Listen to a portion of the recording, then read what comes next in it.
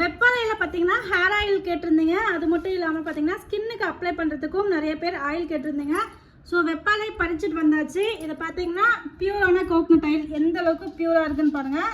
இதில் பார்த்தீங்கன்னா ரொம்ப பிரைட்டாக ரொம்ப பளிச்சுன்னு கண்ணாடி மாதிரி இருக்கும். ஸோ இந்த மாதிரி செக்கில் ஆட்டின எண்ணெயில் தான் இந்த வெப்பாலையை வந்து மிக்ஸ் பண்ண போகிறோம்.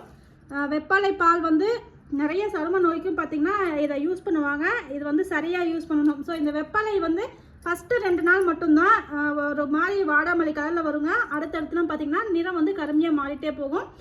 ஒரு 35 to 45 நாள் வந்து சூரியப்புடம் போட்டு யூஸ் பண்ணுவோம். அப்படின்னா தான் இந்த வெப்பாலையோடைய பெனிஃபிட் வந்து ஃபுல் அண்ட் ஃபுல் இறங்கும். ஆல்ரெடி ஒரு பேட்ச் வந்து போட்டு வச்சுருக்கோம். அது வந்து முடிச்சதுக்கப்புறம் எப்படின்றது காமிக்கிறேன். இது ஒரு செகண்ட் பேட்சுக்கு. ஸோ ஃப்ரெஷ்ஷான வெப்பாலை எடுத்துகிட்டு வந்தாச்சு. இதில் பார்த்திங்கன்னா உங்களுக்கு நம்ம சோப்புமே ரெடி பண்ணி கொடுக்க போகிறோம். கோல்ட் ப்ரெஸஸில் சோப்பு ப்ளஸ் பார்த்திங்கன்னா ஹேர் ஆயில், ஸ்கின்னுக்கான ஆயில், இது 3மே ரெடி பண்ணி கொடுக்க போகிறோம். ஸோ அடுத்தடுத்த அப்டேட்ஸ் வந்து என்னன்றது நான் உங்களுக்கு இன்ஃபார்ம் பண்ணுறேன்.